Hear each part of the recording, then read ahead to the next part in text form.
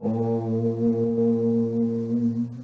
Sadashiva Samarambam Shankaracharya Madhyamam Asmadacharya Paryantam Vande Guru Paramparam Vishvaro Guratmeti Murtiveda Vibhagine Vyomabda Vyapta Dehaya Dakshinamurtaye Namaha Sava Vedanta Siddhanta Gocharam Tamagocharam Govindam Paramanantam Satguru Pranatavashmaham Om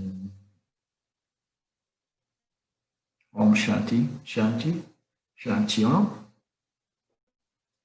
Namastê. Bom dia a todos vocês do Vedanta Brasil. Nós estamos entrando nos últimos versos dessa seleção de 108 versos, né? O texto original são 400, mais de 450 versos, mas essa é uma seleção. Nós estamos entrando nos últimos, né? E o tema dessa fase, desse estágio final, dessa seleção de versos, é a realização, que é uma forma de dizer, e aí, esses ensinamentos, né, propiciados por Shankara, então, no final das contas, nós nos dizemos, ok, obrigado, né, agradecemos de todo o coração, compreendemos, e agora nós podemos dizer que através da graça de Ishvara e a graça das escrituras e a graça do professor, né, eu fui liberado do samsara. Então, são sempre, né, diálogos muito bonitos, esses últimos diálogos entre o professor e o buscador, né, e o investigador. No verso 102, o investigador disse ao professor: por tua graça sou abençoado, porque realizei tudo o que deve ser realizado. Estou libertado do samsara. Eu sou a bem-aventurança plena e completa, livre de necessidades e sempre presente. Eu sou tudo o que é. Então, essa é a declaração do estudante, né? Voltada para o seu professor, que é a coisa que mais, né? Que mais satisfaz o guru, né? O professor, porque depois de, né, tanto trabalho, às vezes diversos anos, né, de trabalho de ambas as partes, naturalmente o trabalho principal é o aluno que deve fazer, o professor dá uma mãozinha, né? Mas quando o professor vê que o aluno se beneficiou, né, totalmente, não existe nada mais satisfatório, né, que produza mais satisfação e felicidade na mente do guru quando ele vê uma pessoa sendo, né, efetivamente liberada do samsara, através dessas compreensões. Então, o investigador disse ao professor: através da sua graça, sou abençoado. Então, nós precisamos considerar o significado dessa palavra graça, como nós sabemos, né? Porque, como nós já determinamos e compreendemos diversas vezes, a graça não é acidental. A graça não é alguma coisa que ocorre como uma loteria, né? A graça é fruto dessa interação do jiva humano com o campo, que é toda ela baseada em causa e efeito, ações e repercussões dessas ações e resultados de ações, né? Então, a gente não pode fugir dessa lei básica chamada causa e efeito, causalidade, né? Que é o motor realmente, né, propulsor da experiência do jiva humano. Tudo o que ele faz vai influenciar o seu destino. E nós sabemos disso porque nós estudamos e contemplamos sobre esses ensinamentos já da longa data, né? Então, a gente sabe que eu não posso negligenciar as minhas ações, porque os resultados das minhas ações, elas estão vinculados com as mesmas. E aí o Vedanta, né, os Upanishads, apresentam essa ordem de realidade, né, a ordem de realidade de Maya e Ishvara, né, que é o Vyavaharika, né, o Vyavaharika Satya, essa ordem de realidade, e personifica essas leis da causalidade, essas leis kármicas, que são as leis mais fundamentais, a lei mais fundamental, né, relativas ao jiva humano, personifica essas leis, essa ordem inteligente, que é governada por diversas outras leis, mas principalmente através dessas leis éticas, kármicas, psicológicas. Somente o jiva humano, né, é dependente, é influenciado, né? Ela opera a mente do ele é sujeito a essas leis diretamente. Né? Então, o que é essa graça? Essa graça é um resultado dos próprios esforços de cada um de nós, mas ainda assim, o Vedanta introduz o conceito de graça de que a gente personificar, a gente possa compreender Ishvara como essa ordem, esse ser vivo, feito de consciência, conhecimento puro, manifesto através de Maya, que controla o campo, organiza o campo, estrutura o campo e concede os nossos paradharmas de momento a momento. A importância de compreender Ishvara e compreender os nossos destinos como a graça de Ishvara é fundamental nesse processo de preparação mental, emocional e intelectual de todos nós. Tá?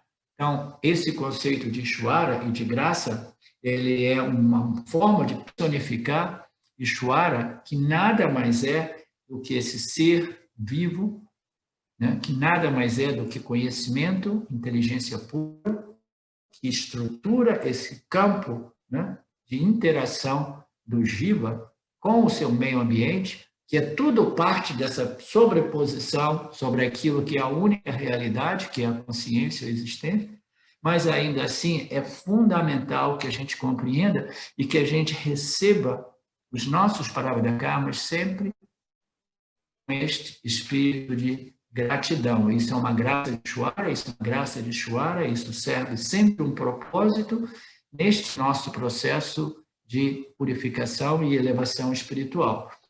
Então, esse conceito de graça é um conceito muito importante da gente se compreender e a gente precisa saber que essa graça não é acidental.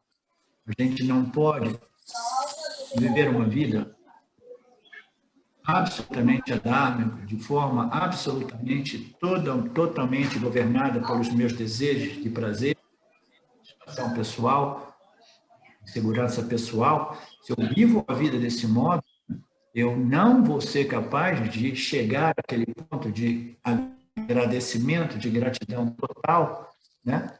Dizendo assim, agora eu compreendi aquilo que é a única compreensão, o único conhecimento que realmente me estabelece, entendeu? A minha plenitude, nesse sentimento de plenitude, de contentamento, de satisfação, de shanti, de paz, né? Então, sem a gente compreender Ishvara e compreender que os resultados dependem dos nossos esforços pessoais, ninguém estaria motivado realmente a crescer, purificar e se elevar espiritualmente. Então, esse corpo de conhecimento revelado por Ishvara é um ato de amor, é um ato de compaixão monstruoso, porque sem que a gente pudesse compreender realmente Deus, Ishvara, e a graça, né, a benevolência de Ishvara, etc., a gente estaria perdido, sempre vivendo e governado por nossos quereres e não quereres, gostos e desgostos. E a gente sabe que uma vida governada por nossos desejos e aversões é uma receita para um desastre total, né?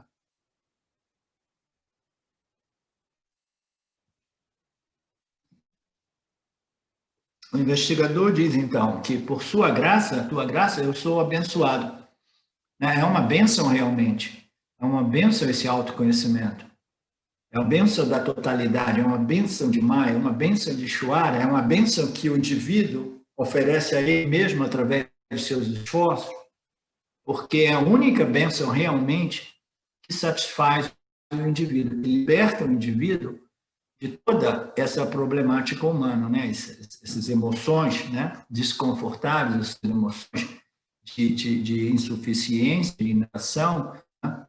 De instabilidade, de insegurança, de vulnerabilidade. Então, todas essas emoções que perturbam e comprometem, né, a nossa capacidade de brilhar como consciência e desfrutar desse ananta natural, ela é comprometida, a menos que o indivíduo seja abençoado através desse Yana Pala. Yana Pala é resultado. Tudo aquilo que a gente faz no mundo do Karma Yoga, através das nossas condutas, seguindo o Dharma e tantas outras condutas pessoais, inerentes aos nossos papéis sociais, tudo isso, ele produz um resultado. Todas as nossas ações, elas vão produzir um resultado, elas vão produzir uma mente sempre mais bem resolvida, uma mente mais satírica, né? Uma mente mais pacificada, ou vai produzir uma mente mais confusa, mais conflitada. Então, todas as nossas ações, né, elas vão produzir um pala, um resultado. Mas essa bênção final, essa graça final, somente é possível através do Yana Pala. Yana Pala é o resultado dos seus esforços intelectuais de discriminar, entendeu? Investigar, discriminar, contemplar, até que você obtenha essa clareza de autoconhecimento, esse conhecimento firme, sem dúvida, a respeito da realidade, da única realidade, que é o ser não dual, né? A consciência não dual.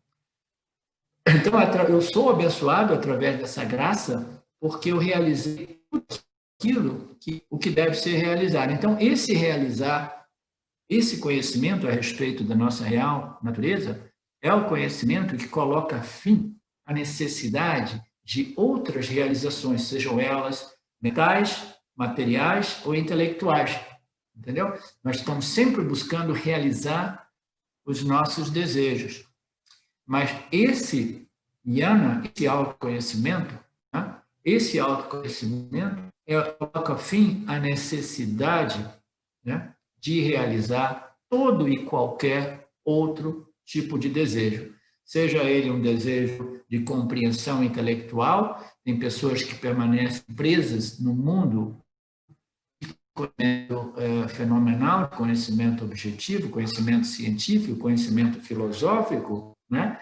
A gente pode permanecer preso nesse mundo do conhecimento do mesmo modo que nós podemos permanecer presos e amarrados no samsara do ponto de vista dos nossos desejos por prazeres sensoriais. A gente permanece amarrado ali como uma fonte de satisfação e outras pessoas mais intelectuais, entendeu?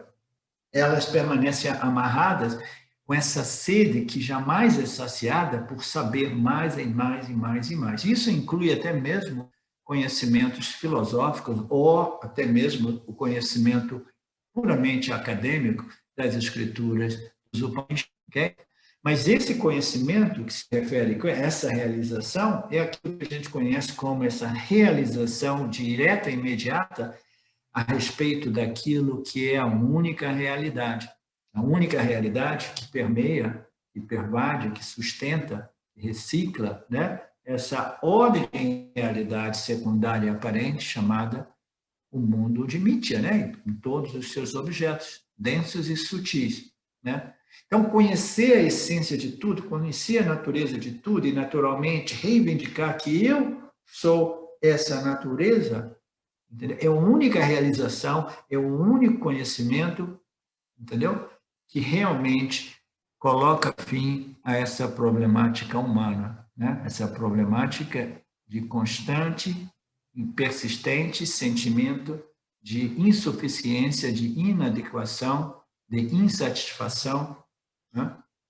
De incompletude, né? Eu preciso disso, eu preciso daquilo, eu preciso realizar, eu preciso saber mais disso, eu preciso saber mais daquilo, eu preciso de curtir mais prazeres, né? Eu preciso de mais dinheiro para estabelecer melhor a minha segurança. Então, esta realização, a realização a respeito daquilo que é o conhecimento que coloca fim à necessidade de todos os outros conhecimentos, entendeu? É o único que realmente abençoa a alma individual do Jiva, é o único que coloca fim a essa jornada, entendeu? Da alma, né? Que o amarra no samsara, nesse ciclo incessante de novos nascimentos, busca dessa plenitude, né? Então, ele é abençoado, ele compreende que essa é uma graça, ele sabe que essa graça não ocorre por nada, é uma graça de Ishvara que inclui ele mesmo, graciando ele mesmo através dos seus trabalhos espirituais, dos seus trabalhos do dia a dia, todos eles com esse espírito de religioso, espiritual, de dedicação, de contribuição, de contemplação, desenvolvendo essa compreensão espiritual, essa compreensão religiosa espiritual, que no final das contas vai abençoar ele mesmo, e ele foi parte integrante desse processo de abençoar-se, de graciar-se através desse sistema maravilhoso, né, sutil, extremamente invisível, chamado Ishvara, a totalidade manifesta, governada por todas essas leis exatas, precisas e totalmente inteligentes. Então, o investigador ainda diz, eu estou libertado do samsara. O que significa ser livre do samsara? Significa que eu já não preciso de viver a minha vida sempre, sempre, sempre, sempre tentando controlar a minha experiência. Eu já não preciso viver, né, sobre aquela ansiedade, aquela frustração, aquela, né, de querer o que eu quero e querer evitar o que eu não quero, né? Totalmente governada pelos meus gostos e desgostos, né? Quereres e não quereres, isso é a causa raiz de todo o sofrimento experimentado pelo jiva humano. Então, eu sou libertado do samsara, por quê? Porque agora eu compreendi uma coisa muito simples que resolve, cancela a minha necessidade de controlar a minha experiência como um modo de pacificar a minha mente. Afinal das contas, o jiva, ele quer pacificar a sua mente. Todo jiva humano quer viver, ele acredita no início que ele só pacifica a mente, ele só resolve a mente na medida que ele tem sucesso nos seus projetos, né, nas suas buscas materiais, etc, etc. Ele pensa que é através do haver, conseguir, obter, realizar, que ele vai resolver a sua mente, vai pacificar a sua mente e vai desfrutar desse brilho natural da consciência no seu intelecto, né? Que é o assim chamado esse sentimento de paz, de alegria, de satisfação.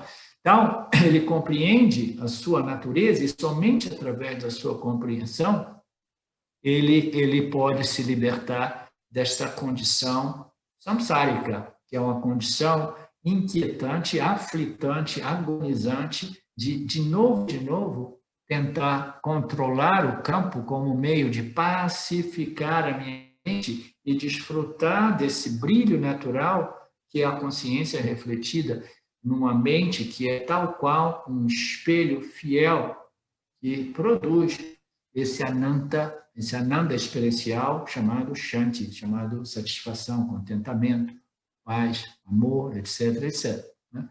Então, ele diz, eu estou libertado do samsara, eu já não preciso mais controlar as minhas experiências, eu não preciso tentar manipular o campo, a minha mente agora é resolvida através do jnana, né?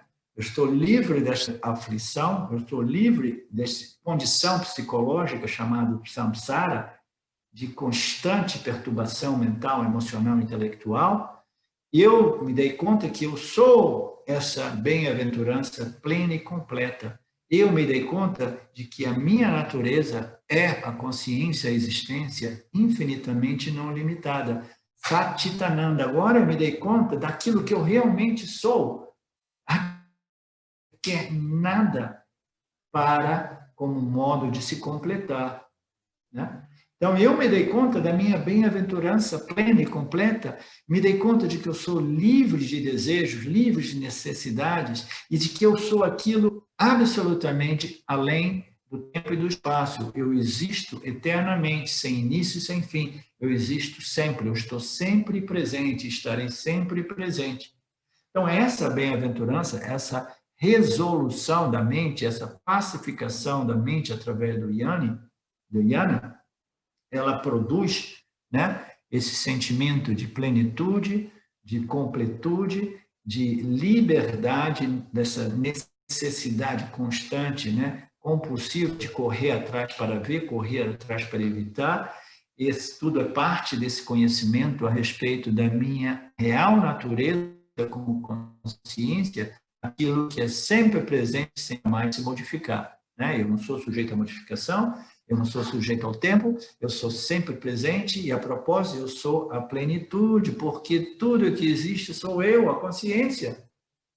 Quando a gente diz que aquilo que nós somos é um sem um segundo, que nós somos a consciência não dual, não existem dois, existe somente uma consciência, isso significa dizer que eu sou pleno, inteiro e completo, porque existe somente eu, a consciência. Este é o único modo que a mente consegue neutralizar todas esses vrites, todas essas sensações, emoções e pensamentos, entendeu? Que perturbam, né, a sua condição humana com essas noções equivocadas de que eu preciso isso, eu preciso daquilo, como meio de realmente poder relaxar e curtir o brilho daquilo que eu sou no intelecto do meu jiva, né? Eu sou a bem-aventurança plena e completa, livre de qualquer necessidade. Eu sou aquilo que é sempre presente. Eu sou a totalidade, eu sou tudo o que existe. Existe somente eu e toda essa infinidade de nomes, cores e formas e eventos e situações no mundo mais sutil, né? Todos esses objetos que aparecem somente dentro de mim, tal qual uma projeção na tela do cinema. Eu permaneço sempre invariado, jamais tocado ou afetado por nenhuma dessas sobreposições. Eu sou a totalidade e todas essas sobreposições, elas são meras aparências, elas são mirages na areia do deserto, né? Elas são noções, né, intelectuais, projeções do jiva, né, tal qual os nomes designados ou dados para as diversas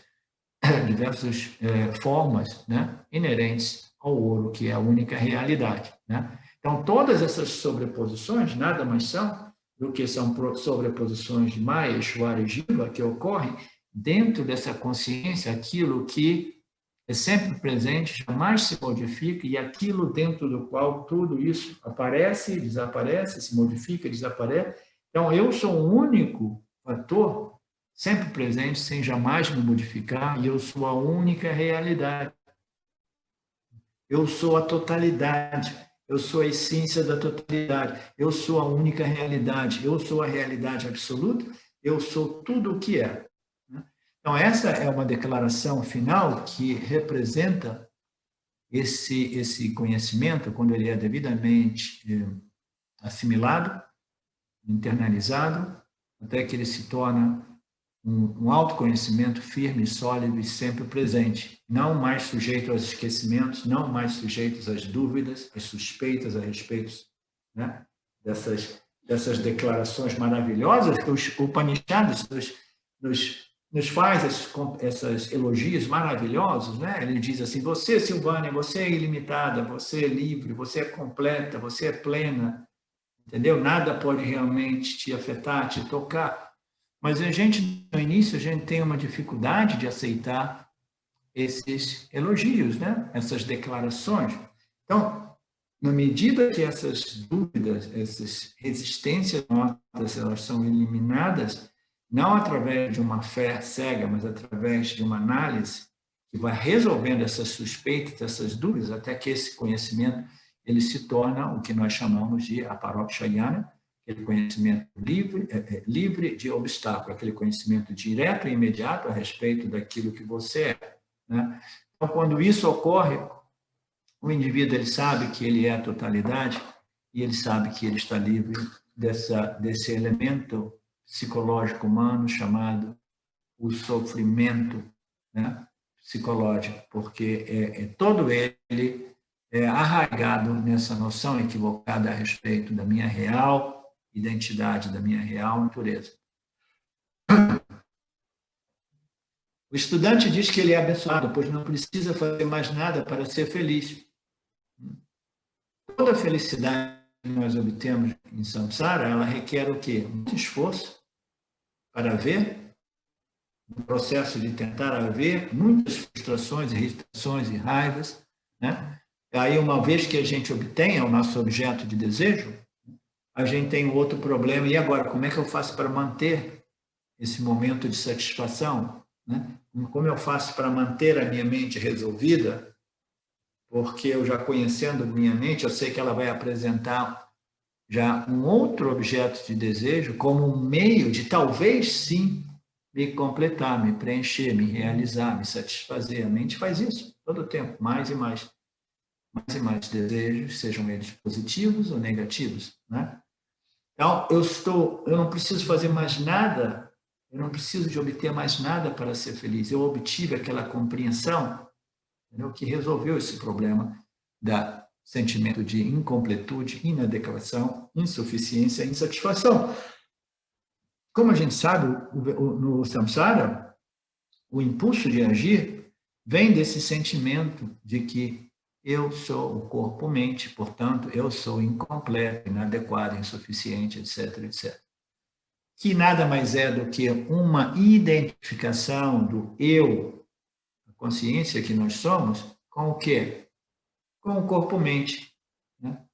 Com a mente, com o corpo, né? Com as emoções, com os sentimentos, com as memórias, né?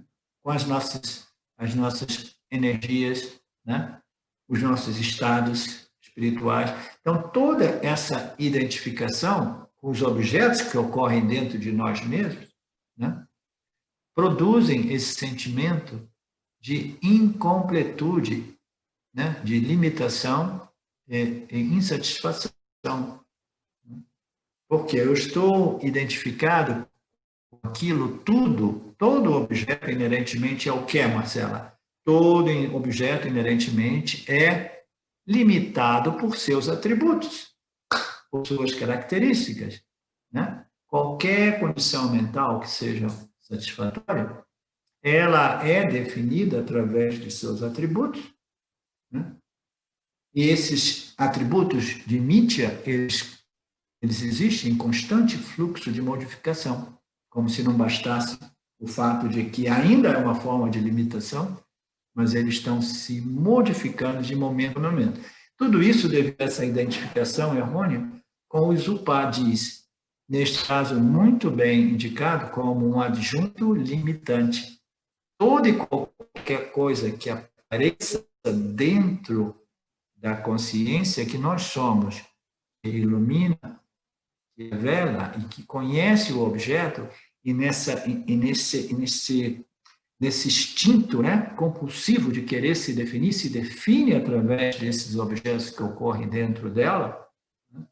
Então, tudo isso vai fazer o quê? Vai limitar aquilo que nós somos como consciência limitada, vai limitá-la a quê? A um objeto de experiência, vai reduzir a totalidade, a imensidade, né? A infinitude, né? E a ilimitação da nossa consciência, ela aparece limitada por um objeto. Todo e qualquer objeto é limitado por suas características, ok? Limitado por aquilo que o define. Qualquer coisa que possa nos define e nos constringe a uma condição limitada, porque eu sou isso, eu não posso ser aquilo. Né? Enquanto que nós somos essa consciência, essa luz, né, que ilumina e revela todos os fenômenos. Esses são adjuntos limitantes. Então, nos sentimos compelidos a tentar nos livrar dessas limitações que são não naturais, que sobrepusemos ao ser pleno e olhamos para os objetos como modo de nos completar. Importante que a gente compreenda esse mecanismo, porque ele nos opera, né? De novo, e de novo, e de novo, até que eles sejam vistos, né? Totalmente, claramente, e eles cessem de nos operar compulsivamente, inconscientemente, né? Se nós nos identificamos com esses objetos e experiências que ocorrem dentro do âmbito da minha consciência, se eu me identifico com aquilo que eu gosto, com aquilo que eu quero, com aquilo que eu acho o máximo, imediatamente eu estou amarrado àqueles objetos que são adjuntos limitantes, sou limitado, né? Então, quando eu sou amarrado e sou definido através dos meus objetos, eu tento manter esses objetos, manter aquelas condições, manter aquela experiência, mas a natureza de toda e qualquer experiência é a constante mudança, né? Nós somos compelidos, então, a tentar nos livrar desses sentimentos não naturais de limitação. A gente se identifica com aquilo limitado, aí a gente começa a sentir esse desconforto, aí a gente surge um outro desejo, né? Uma outra sobreposição, um outro objeto, e eu digo, tá, então esse agora vai resolver esse problema da limitação. Esse sentimento de limitação, ele não é aceito pelo jiva humano, é por isso que o jiva humano ele permanece amarrado no samsara, porque intuitivamente ele sabe que a sua natureza é a não limitação. Ele sabe que é a não limitação, esse sentimento de limitação é não natural, é derivado dessa sobreposição, né, desses adjuntos limitantes, desses objetos que ocorrem dentro daquilo que é a consciência, dentro que é aquilo que é a tela, né, livre de qualquer atributo, né? Então, essas sobreposições, elas criam a sensação, a consciência de limitação, mas essa sensação não é natural, e aí o jiva fica amarrado nessa roda, né?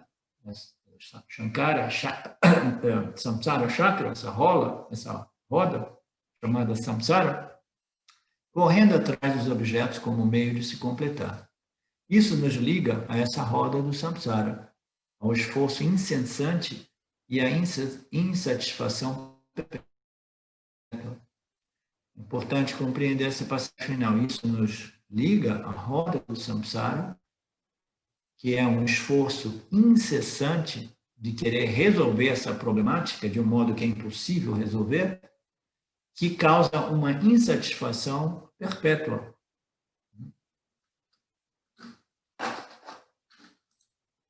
Ok?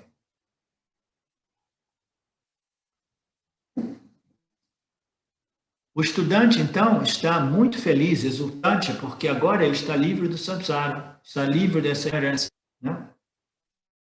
Ele não precisa de nada, ele compreendeu que os objetos, entendeu? Eles fazem parte dessa ordem de realidade secundária, aparente, eles não possuem realmente, né, intrinsecamente, nada de valor que possa resolver esse mal-entendido, esse problema do jiva, e ele já sabe que esse conhecimento resolveu definitivamente esse problema, porque ele se deu conta, ele realizou aquilo que é a essência de tudo, aquilo que é a natureza de tudo. Ele sabe que ele é a totalidade, ele é a essência nitya e ele é satya. Não há nada que ele deva realmente fazer. Ele está livre dessa compulsão para a ação, para com o agir, né? Isso não significa dizer que ele vai deixar de agir, ele vai ficar num estado, né, de meditação constante, ou vai ficar na cama dormindo. Não, ele vai continuar a agir, mas ele está livre dessa compulsão para a ação como meio de pacificar a sua mente, porque a sua mente foi pacificada através do yana, que é o único meio realmente de resolver definitivamente essa problemática, né, mental, intelectual do jiva, né?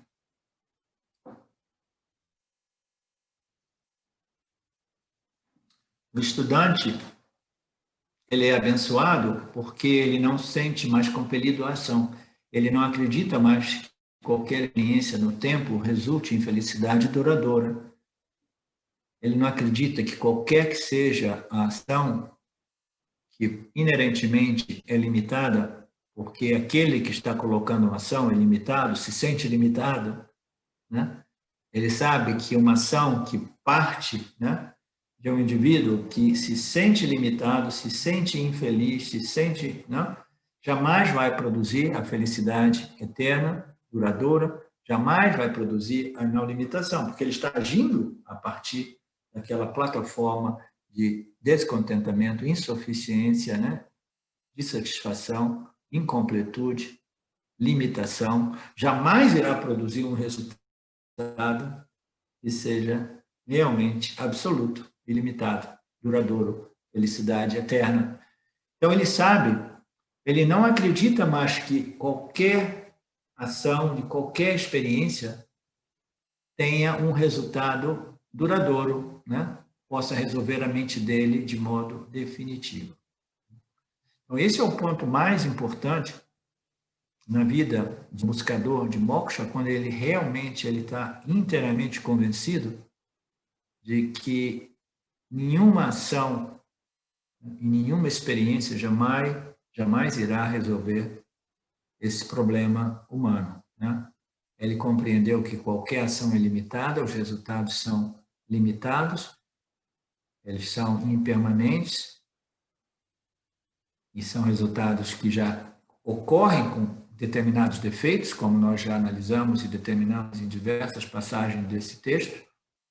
Então, aquela convicção total de que nada, nenhum resultado de ação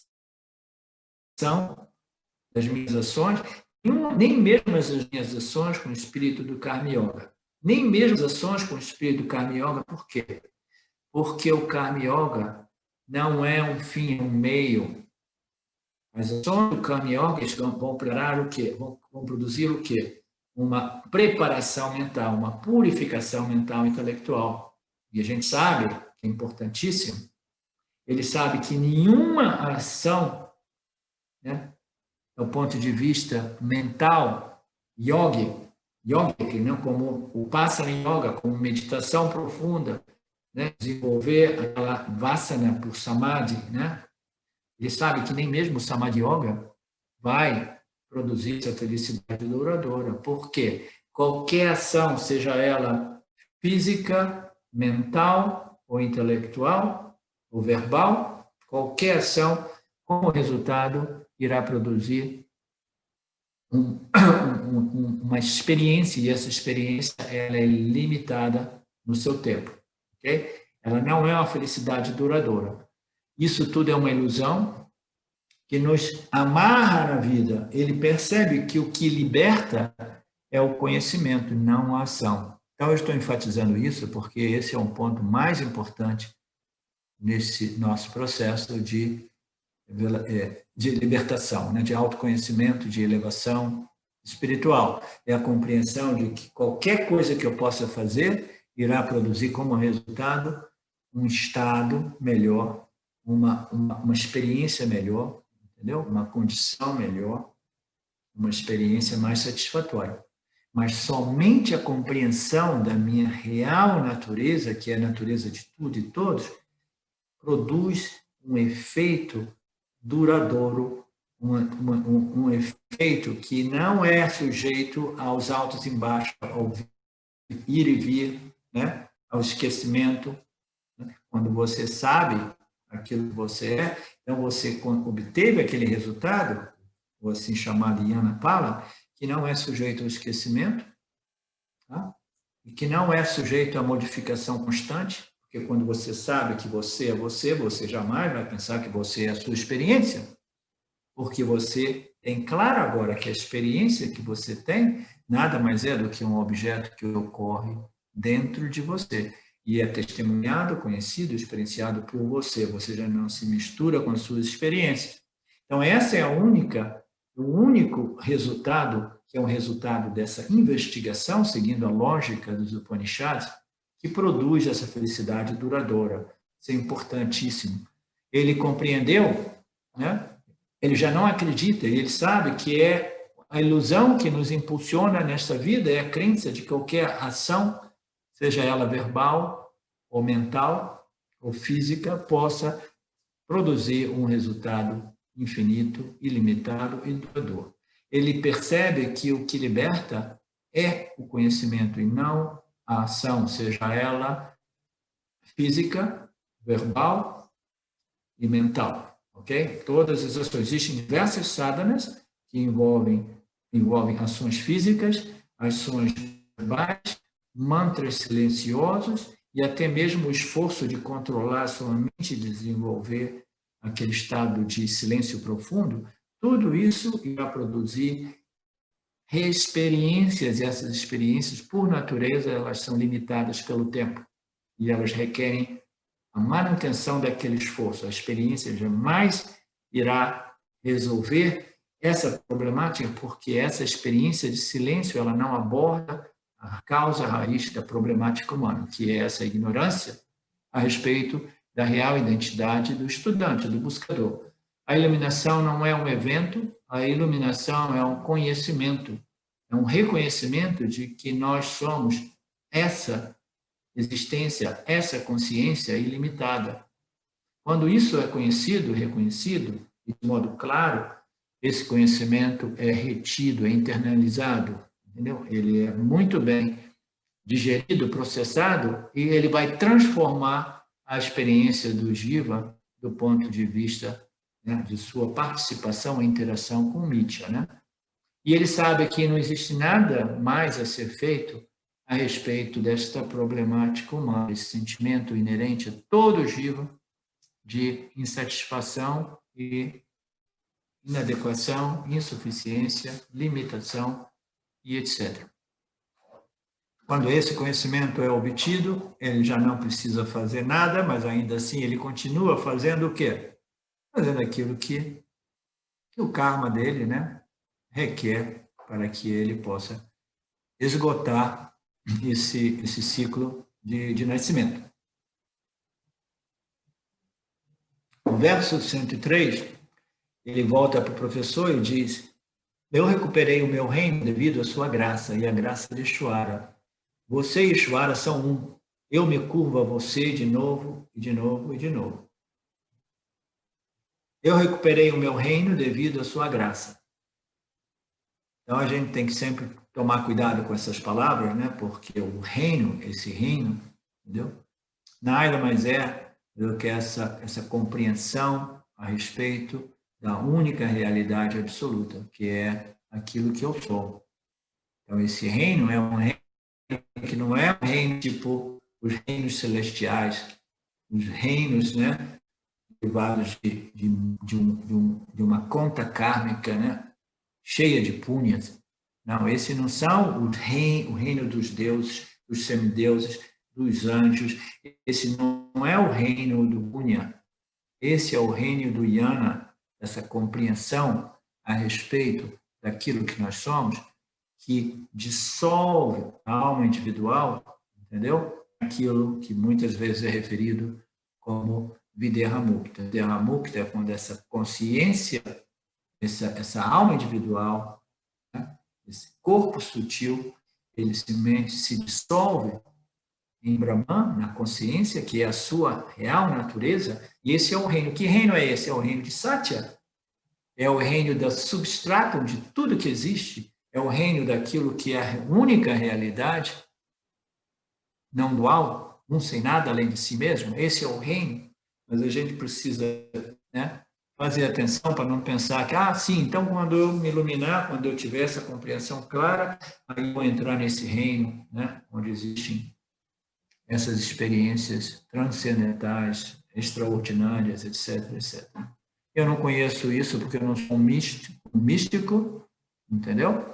Mas eu compreendo os ensinamentos do Vedanta, que eles nos aconselham, né? E nos direcionam ao conhecimento e com algumas alertas fortes para evitar todas essas noções místicas, esotéricas que existem no mundo espiritual, que são relativas a todas essas locas mais celestiais, né? As locas dos anjos, dos semideuses, dos deuses, etc, etc. Tudo isso é mítya. Todas essas locas celestiais é mítya, é uma mera aparência. São esses universos, eles existem, mas eles existem como uma sobreposição aonde? Naquilo que eu sou como a consciência e a existência. Então, nada disso realmente é de grande interesse para aquele indivíduo que compreendeu a sua natureza como Satya. Então, ele diz, eu me recuperei o meu reino, né? A glória do autoconhecimento. Agora eu compreendi que essa luz da consciência é a única realidade, e tudo isso devido à sua graça, a graça das escrituras de Ishwara, né? Como nós já vimos no verso anterior. Então, Ishwara, ele, né, concede ao indivíduo, Jiva, essas escrituras reveladas através dos rishis, né?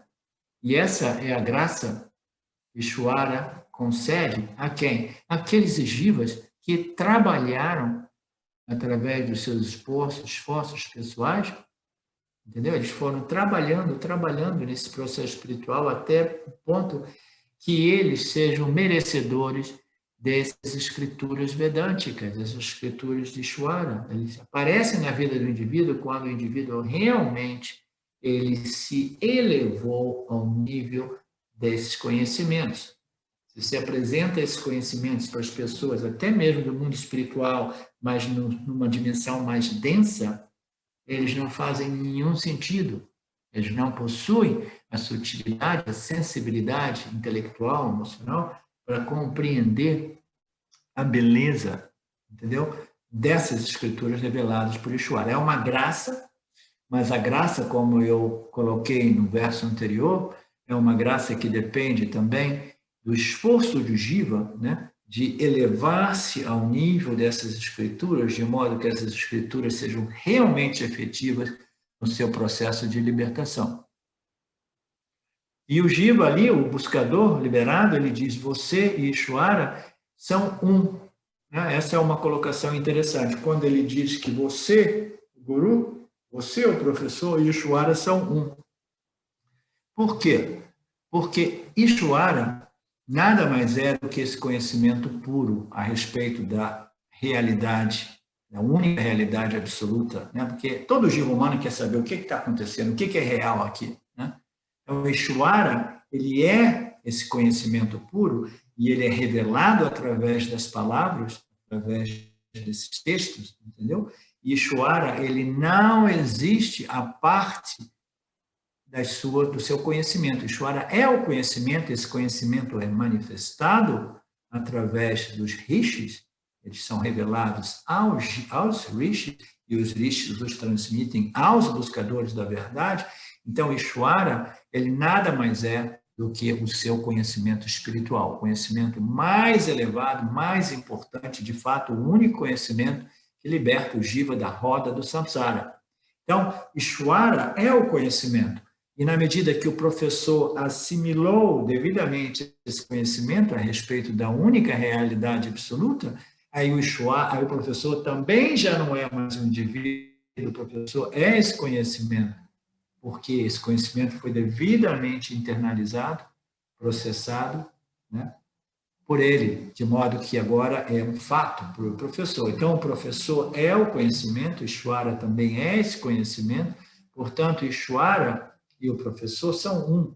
Portanto, eu recuperei meu reino devido à graça, e essa graça eu recebi de Ishwara através desse agente chamado guru, professor, né? Que não é diferente do conhecimento.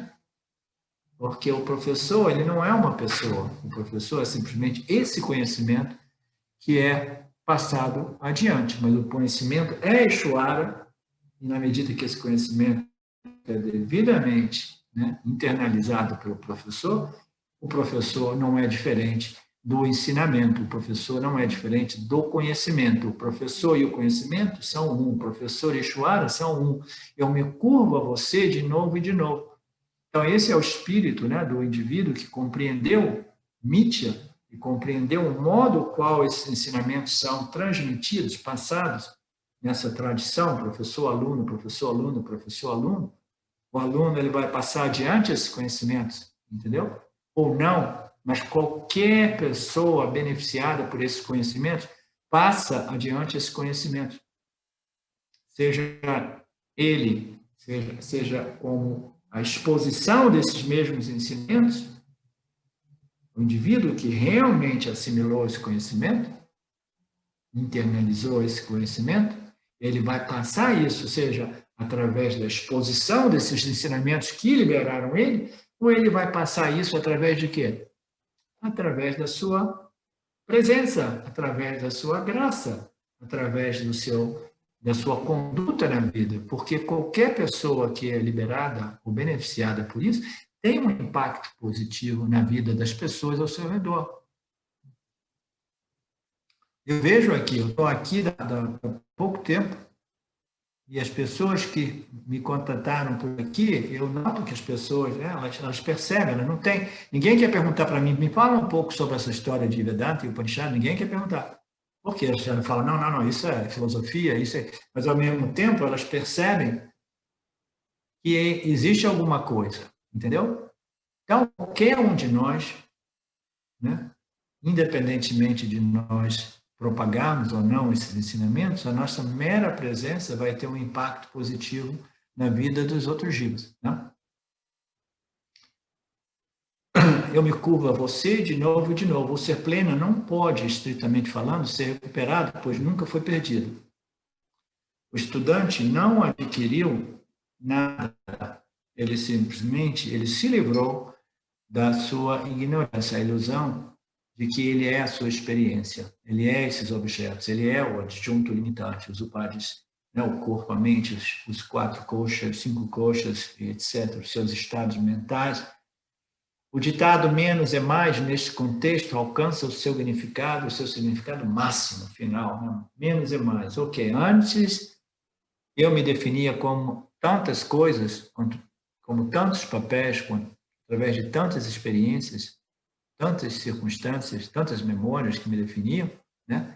E agora eu rejeitei todas essas experiências, todas essas situações, essas circunstâncias que existiam no meu sistema corpo-mente, eu me livrei de tudo através do Viveka, através da discriminação entre o sujeito, a luz, e os objetos que ocorrem dentro dessa luz que nós somos.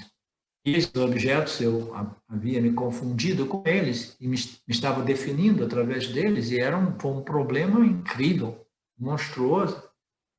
Então, eu me libertei dessa ignorância. Né? Eu não recuperei, eu simplesmente me libertei de todo esse mal-entendido. O estudante não adquiriu, ele perdeu essa ilusão. O ditado menos é mais, nesse conceito, alcança o seu significado máximo, porque eu me lembrei de tudo, né, com o qual eu estava identificado, todos esses objetos, através dos quais eu me definia, eu fui dizendo, não, nada disso, eu não sou nada disso, até que eu me dei conta que eu não sou nem mesmo vazio, eu sou a luz que ilumina tudo que ocorre dentro dessa existência consciência ilimitada. Portanto, quanto menos, melhor. Menos é mais. O estudante acredita a sua libertação da noção de que ele está limitado à graça que recebeu do professor Ishvara, a ordem cósmica. O professor Ishvara é essa ordem, essa inteligência cósmica, esse conhecimento que estrutura e sustenta, né, esse campo. Ele é todo pertencente a Ishvara, e os jivas também fazem parte desse sistema, e o professor também faz parte desse sistema, na medida que ele recebe e assimila devidamente esse conhecimento. Eles fazem parte dessa estrutura, dessa ordem cósmica inteligente. Então, ele acredita, né? Ele dá crédito ao professor, dá crédito a Ishvara, como naturalmente é importantíssimo e inevitável. As pessoas que se iluminam, digamos assim, e que jamais tiveram a compreensão dessa ordem cósmica, entendeu? A compreensão de Ishvara como aquele que concede realmente os resultados dos nossos esforços, entendeu? Permanece sempre ainda preso, um pouco preso a um sentimento de individualidade que é, entendeu? Eu não preciso de nada, ninguém, eu sou a consciência. Um pouco de arrogância quase que invariavelmente permanece, né? Mas o indivíduo que realmente teve o seu ego, essa arrogância neutralizada, ele desenvolve esse sentimento de gratidão por Ishvara e pelo seu guru, que nada mais é do que esta ordem cósmica. Ele então iguala o professor a Ishvara e se curva em gratidão e reverência. O uso do termo graça pode ser uma fonte de confusão para os ocidentais. Ok. A chave para entender o significado do termo graça está na atribuição do estudante a Ishvara, a ordem cósmica. Ishvara não é um superjiva, como nós sabemos, ele é um princípio impessoal, né? É uma estrutura de leis que governam e estruturam esse campo, né? Essa realidade aparente, e ele é impessoal. Então, não existe nada de pessoal, mas é muito importante para o indivíduo personificar essa ordem cósmica, entendeu? Atribuindo a essa ordem o status de Deus, Ishvara, entendeu? Aquele que governa e sustenta e que recicla e que concede o destino de todos os jivas humanos, né? Dizer que Ishvara nos dá o fruto de nossas ações é, naturalmente, personalizar essa ordem cósmica inteligente. O fato de que toda ação produz sua reação proporcional. Então, essa ordem nada mais é do que esse sistema causa e efeito. Esse sistema chamado causalidade, ou causalidade a gente chama em português, né? Esse sistema chamado causalidade é o que governa todo o universo, todo o cosmos, né? Mas o que ocorre aqui no caso do jiva humano, esse sistema se torna o quê? Ele se torna um fenômeno pessoal.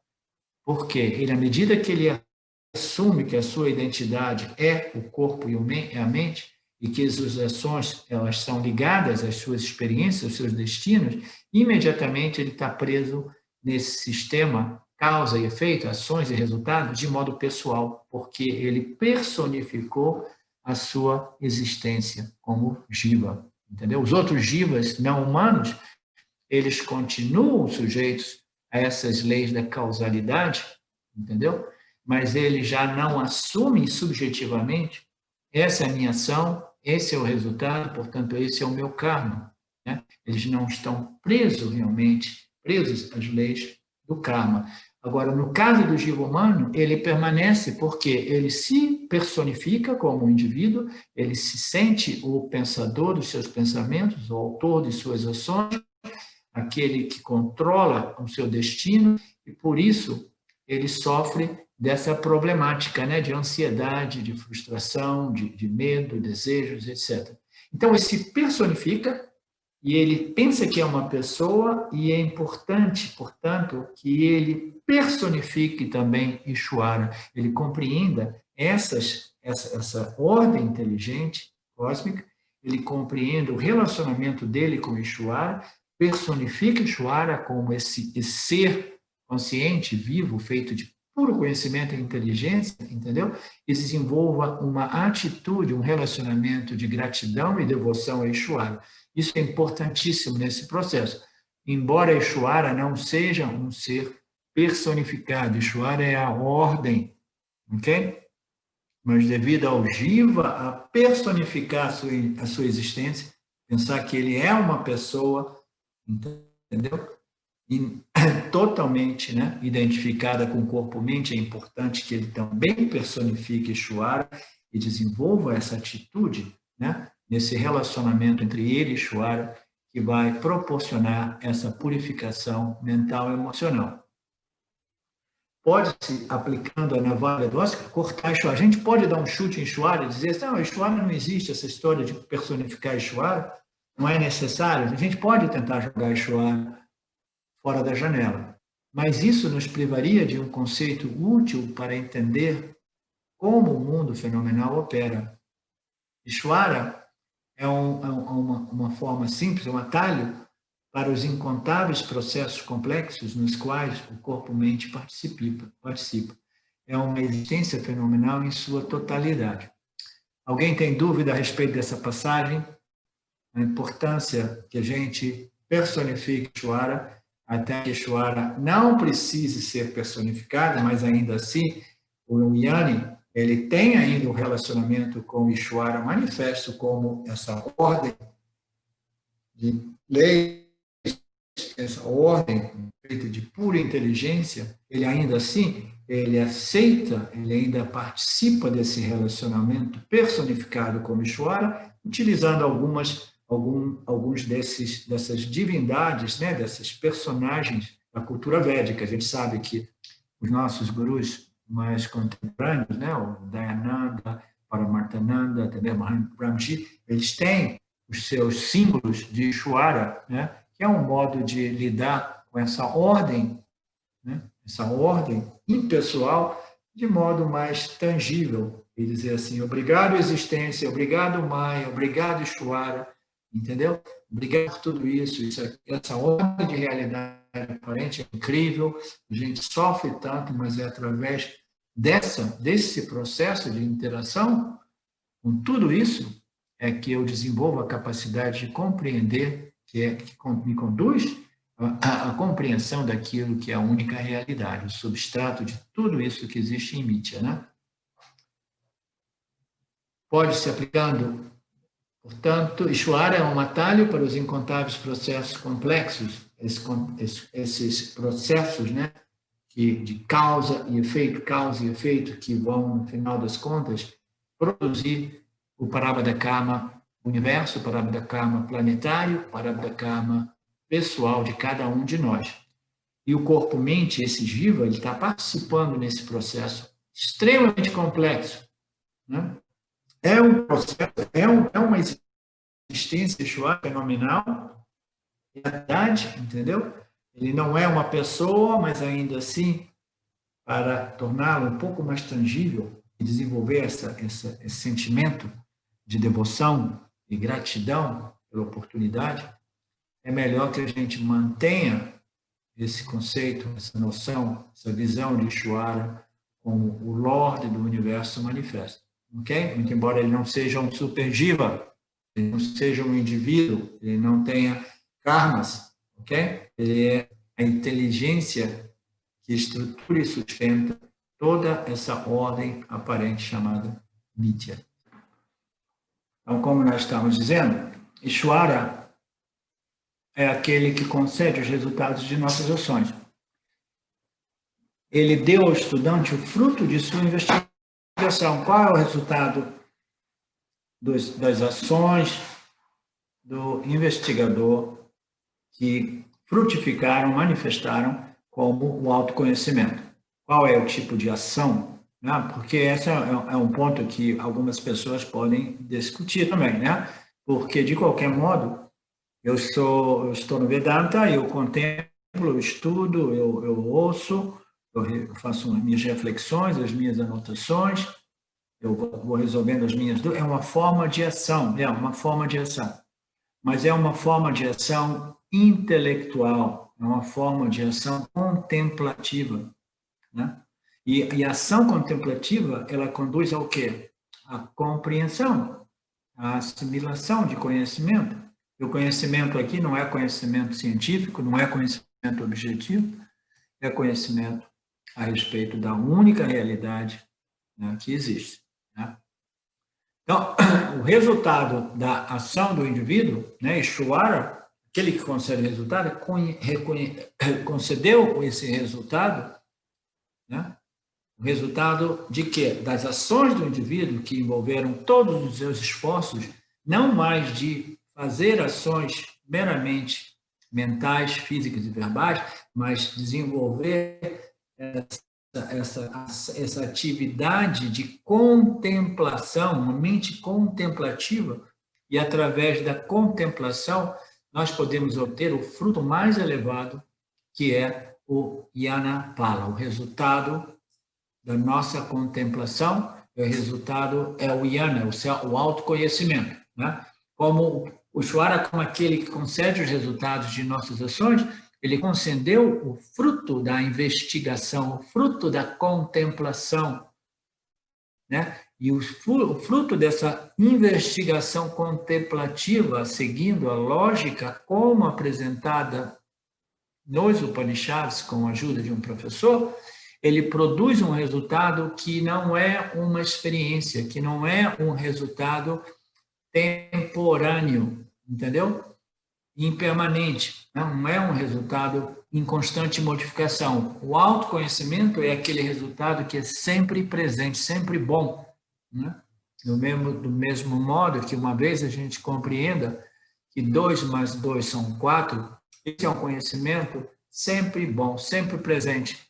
Ele não é sujeito ao questionamento, às dúvidas, às revisões, entendeu? Ele é sempre presente. Eu sei que 2 mais 2 são 4.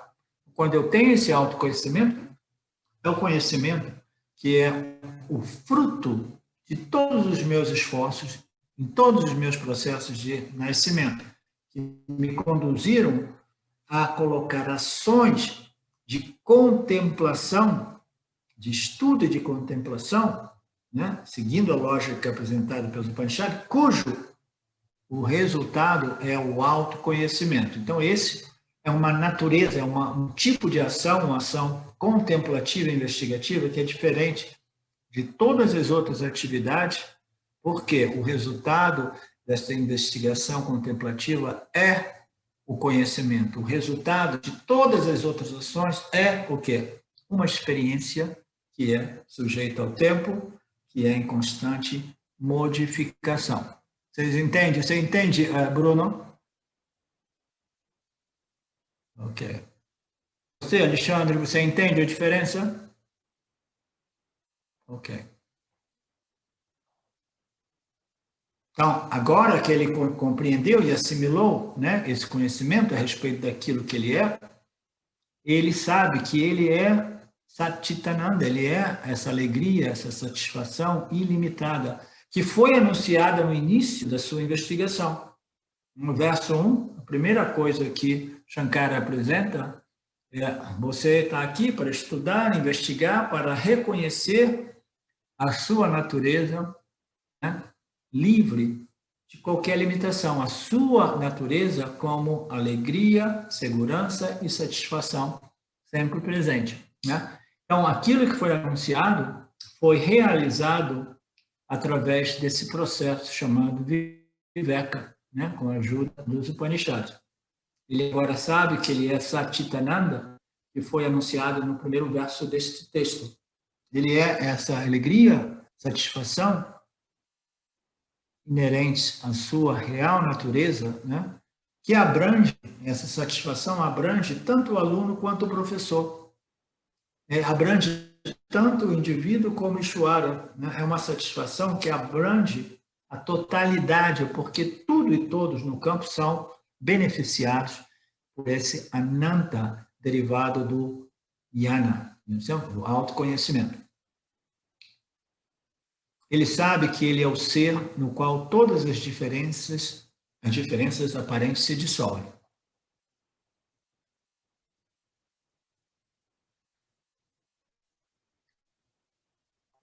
No verso 104, o professor disse: passe o seu tempo vendo o ser em todas as situações e desfrutando da ilimitada bem-aventurança do ser pleno. Então, parece que o professor ainda deu algumas instruções, né? Porque, como a gente sabe,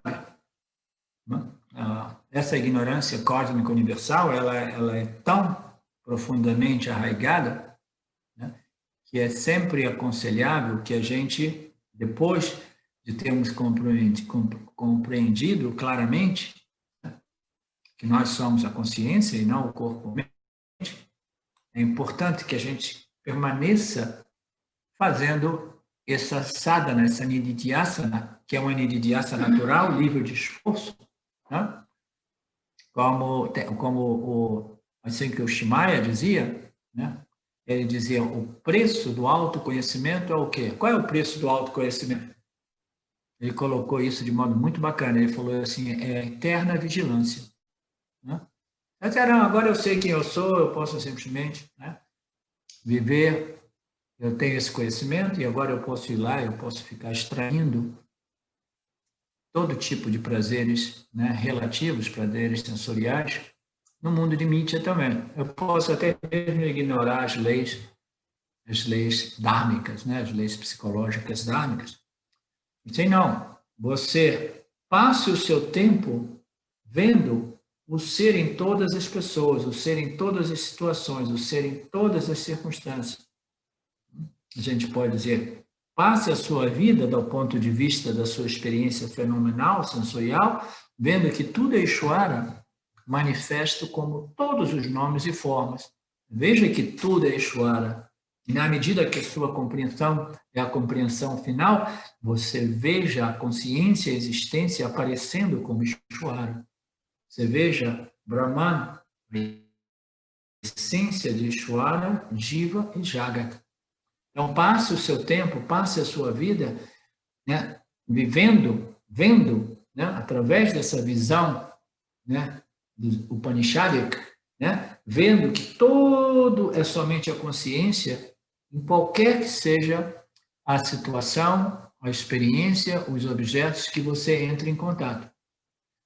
Fazendo deste modo, você estará sempre desfrutando desta ilimitada bem-aventurança do ser pleno. Isso é uma outra indicação boa. Se você permanecer a sua mente associada a essas escrituras, mantendo vivo essa visão, né? essa visão de sabedoria védica, de que tudo é somente Ishvara, tudo é somente Deus manifesto, é somente Brahman manifesto como Ishvara, todos os nomes e formas são somente, entendeu? Ondas nesse oceano de Brahman, né? Então você continue fazendo essa sadhana. É uma sadhana sem esforço, ela é natural. Você simplesmente permaneça firme nesta visão de conhecimento, essa visão de compreensão. Assim, você continuará desfrutando dessa ilimitada bem-aventurança. Por quê? Se o indivíduo ele fala, ok, agora eu posso jogar fora os meus livros, os Upanishads, etc., e eu compreendi que eu sou Satya, e eu mergulho de cabeça em Samsara, e falo, agora eu consegui o Ananta final, através desse autoconhecimento, agora eu posso voltar para o mundo e começar a curtir um pouquinho de Ananda experiencial, né? Ananda relativo, para colocar um pouco mais de tempero no meu Ananta, e Ananta, né? Um pouquinho de tempero.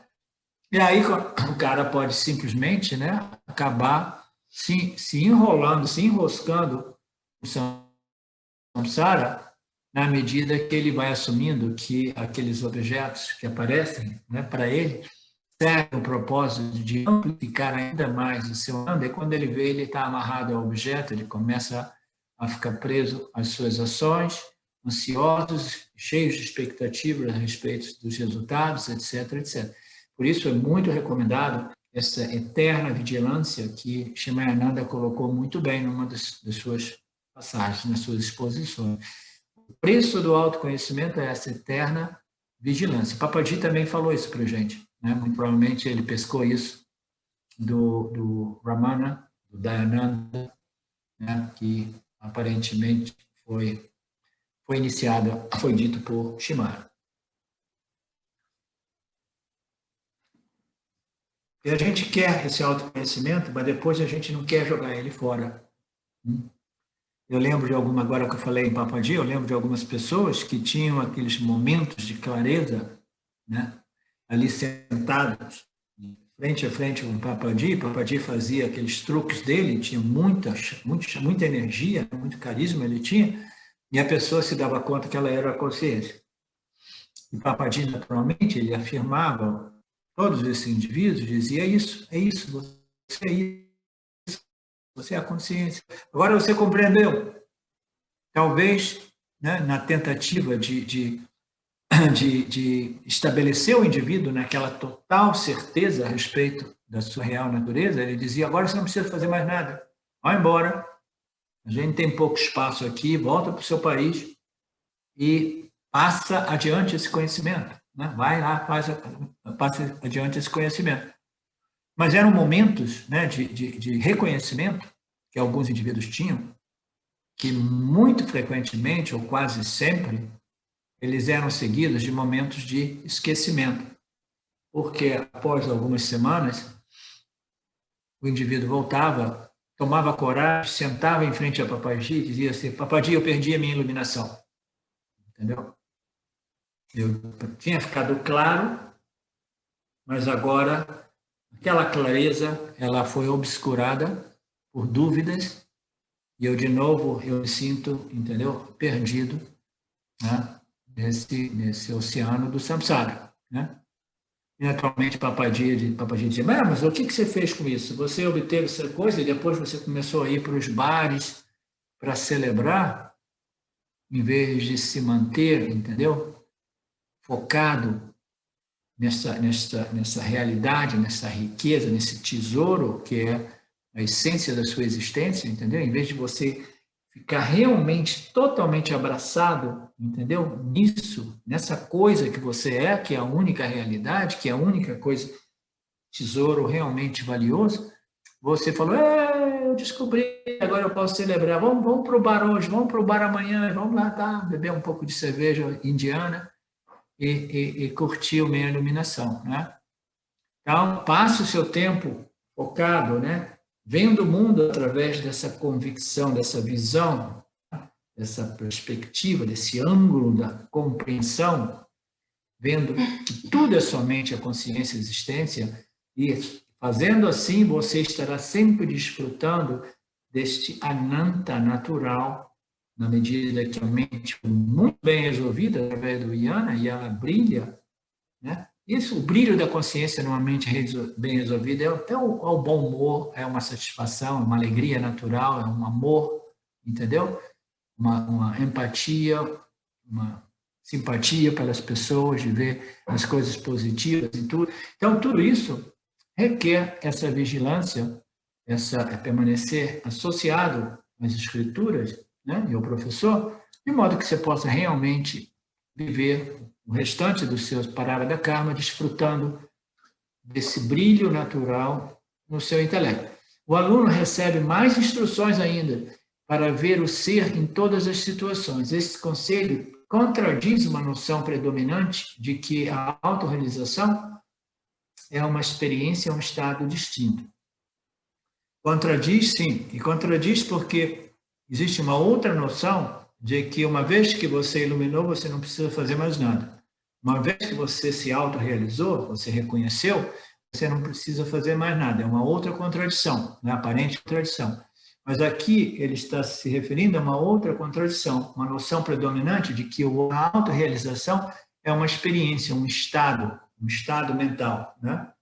O professor, ao contrário, descreve neste verso um reconhecimento penetrante daquilo que é a única realidade, que é a consciência, entendeu? De que apenas a consciência existe. Então, aqui, essa iluminação, esta autorrealização, nada mais é, ele é apresentado como nada mais, nada menos do que essa firme visão, essa firme compreensão, entendeu? Em algumas passagens de alguns textos vedantinos, o Vedanta é apresentado com a visão da não dualidade, a visão da totalidade, a visão da essência de tudo e de todos. Então, isso é a descrição vedântica, esta é a descrição de Shankara para aquilo que nós chamamos de autorrealização e iluminação. Não é um evento, não é um estado, mas é simplesmente uma firme compreensão, né, que conduz essa constante, né, visão da natureza não dualista do ser, né? Muitos buscadores espirituais têm sonhos de glória ao entrar no estado de samadhi. Talvez nunca saiam dele. Talvez nunca saiam dessas fantasias. As pessoas que estão amarradas a essas noções, né, de que a iluminação é um estado, né, é um estado de samadhi, né, elas tendem a permanecer amarrado nisso por muito tempo. Essa fantasia, este mal-entendido, este sonho é influenciado por uma compreensão da yoga. A yoga como um fim, não como um meio. A beleza do Vedanta é que o Vedanta não destrói, nenhuma ação que seja um esforço de melhoramento, elevação, purificação espiritual do indivíduo. O Vedanta não desqualifica tudo isso, desqualifica tudo isso como um meio de autoconhecimento, mas qualifica tudo isso como um meio de preparação para o autoconhecimento, né? Então, essas ideias, esses sonhos de glória, eu vou obter um estado, e aí eu vou ficar brilhando, e as pessoas vão me reconhecer, né? Porque eu vou estar em samadhi, etc., é influenciado por essa compreensão equivocada que nós vemos no mundo dualístico da yoga, que coloca o ser como um objeto de experiência. O ser se torna o quê? O meu estado mental. A minha consciência expandida, né? A minha consciência silenciada, né? Então, todos esses estados, né, são apresentados como iluminação, mas como nós sabemos, qualquer estado mental é sempre, inevitavelmente, bound, ele é temporal, é limitado pelo tempo. Todo estado tem um início, um meio, um fim, e todo estado, para aqueles de nós que gostam de meditação, a gente sabe, todo estado ele tem um início, um meio, um fim, e ele é em constante modificação, né? Então, essa noção de que a realidade é um estado, ela é muito, muito persistente, ela é muito propagada e ela condiciona o mundo espiritual como um todo. A maioria das pessoas pensa que a iluminação, a realização, seja um estado permanente de consciência humana, de mente humana, estado mental humano permanente, de bliss, disso e daquilo, mas não existe tal coisa. Todo e qualquer estado, por natureza, é limitado, tá? Ele é temporal. Ele não tem um início, um meio, um fim, se modifica sempre. O Vedanta é claro em seu posicionamento sobre yoga e os níveis de samadhi até mesmo, como preparação para o autoconhecimento. A bem-aventurança, o bliss dos estados yogis, nos mantém identificados com o quê? Com o estado mental, o assim chamado Ananda Maya Kosha, né? Então, esses estados de bem-aventurança, esses estados que nós experienciamos em meditação profunda, eles são bem-vindos como um meio, eles são bem-vindos como um sinal de que eu estou desenvolvendo uma mente mais satívica.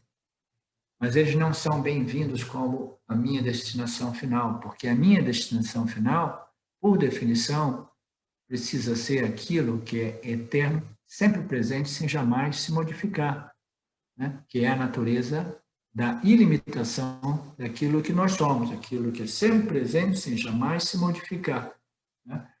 E não é sujeito ao tempo, por definição, Satchitananda, né? Então, esses estados de samadhi são vistos pela Vedanta como válidos, como um meio de preparação para o autoconhecimento. A bem-aventurança dos estados yogis nos mantém inevitavelmente identificados com os mesmos. O indivíduo se identifica com aquela experiência, né? E diz assim, é isso aqui. Agora encontrei o que eu estava buscando. Ele está buscando a liberação, está buscando o autoconhecimento, ele quer saber o que ele é realmente, e ele, no momento que ele encontra uma experiênciazinha um pouco mais agradável, um pouco mais mística, né? Ele imediatamente diz assim, não, isso é legal, eu gostei e eu vou me definir como essa experiência, né? Vocês entendem o que eu estou falando? Eu vou me definir por essa experiência, através dessa experiência, isso é o que eu sou. Aí o que ele começa a aparecer e desaparecer na medida que a experiência aparece e desaparece. E ele fica pensando o quê? Eu tinha me achado, eu me perdi. Eu tinha me achado, eu me perdi. Vocês conseguem compreender a absurdidade de tudo isso? Agora eu tenho que me achar de novo. E eu estou dizendo que eu sou aquele estado mental. Então, o indivíduo fica amarrado a essa noção de que ele é aquela experiência, e nada mais é do que a experiência descrita como Ananda Maya Kosha, esse sentimento de plenitude, de paz, de silêncio, né? Não é... O Vedanta é claro, a bem-aventurança dos estados de óbito nos mantém identificados com Ananda Maya Kosha, em vez de estar identificado como a luz da consciência que ilumina e revela aqueles objetos sutis, esses estados de consciência, né? mais silenciosos, né? Mais pacificados, mais, mais prazerosos, né? Aquela paz, aquela tranquilidade, aquele silêncio, aquela expansão de luz, de energia, de consciência. Tudo isso são objetos em constante fluxo de modificação.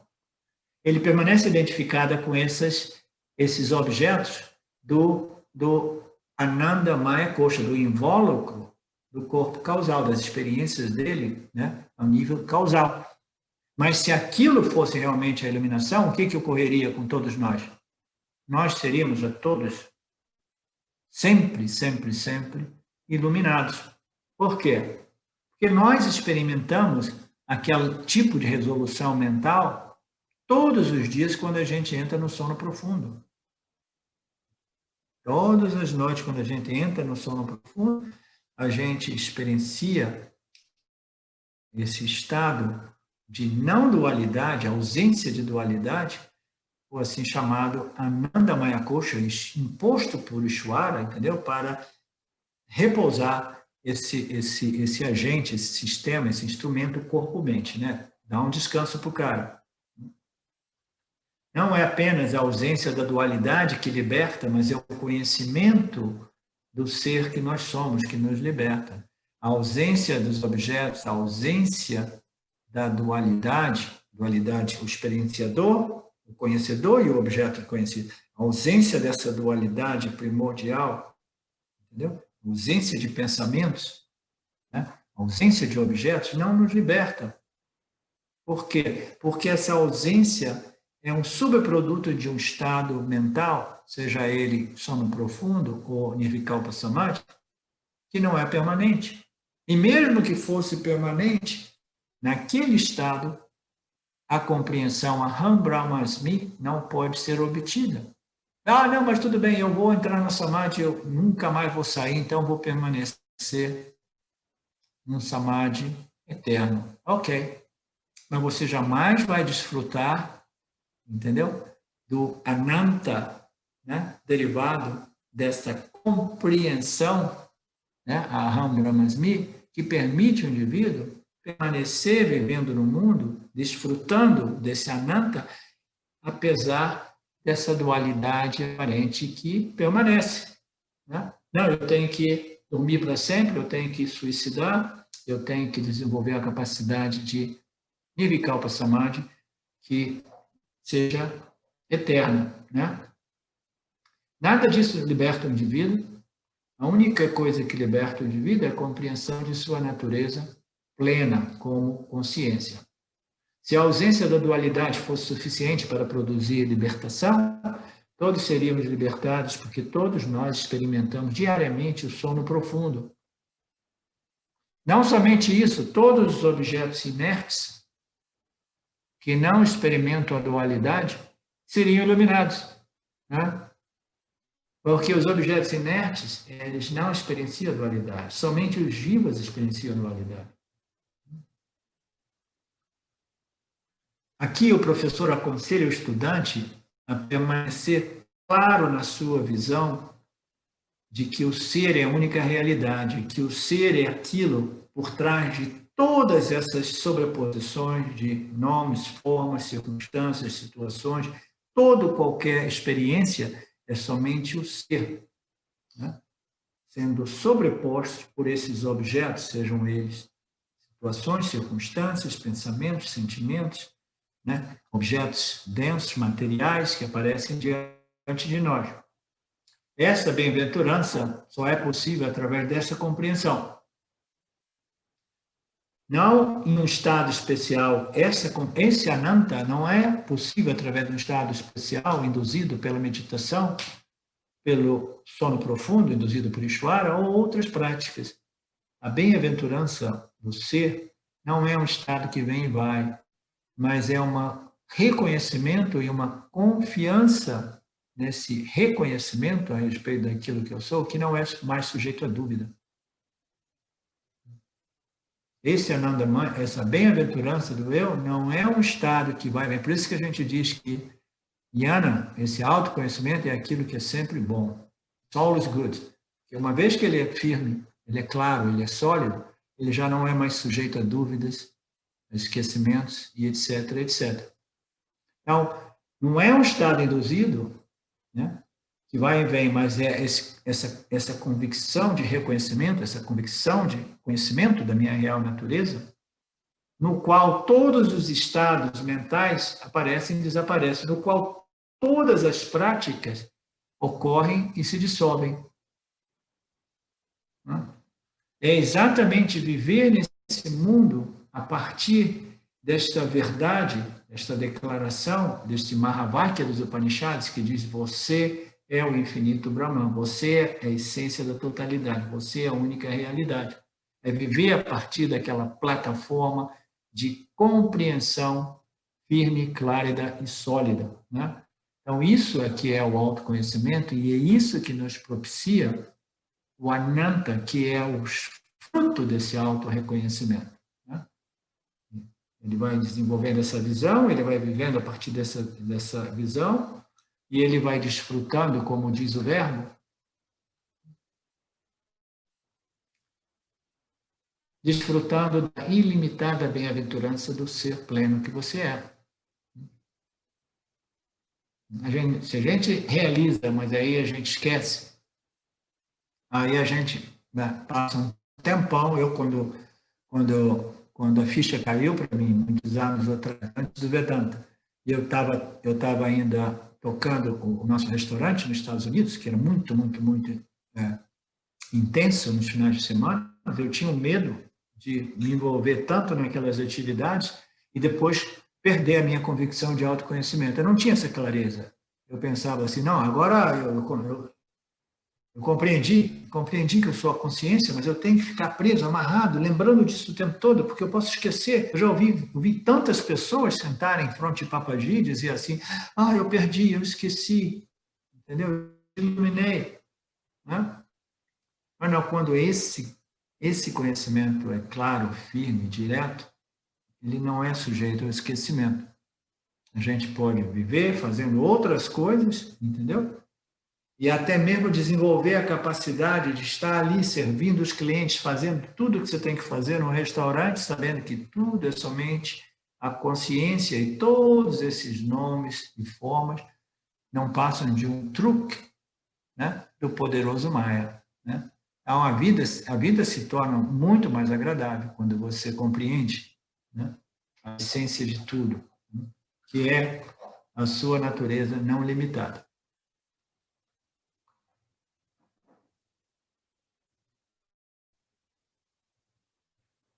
No verso 104, o professor disse: passe o seu tempo vendo o seu ser em todas as situações e desfrutando da ilimitada. Isso nós fizemos. O verso 105, aí o professor, esse é muito bacana. Ele fala assim: ok.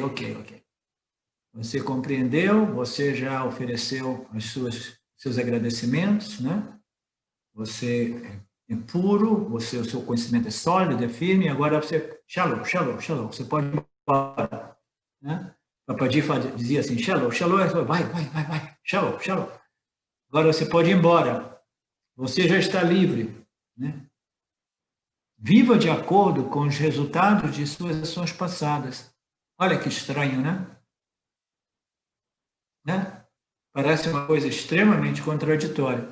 Agora você sabe que você é Satya, que Mitya é uma mera aparência, você está livre de Mitya, mas ainda assim, você viva de acordo com os resultados dos seus karmas passados.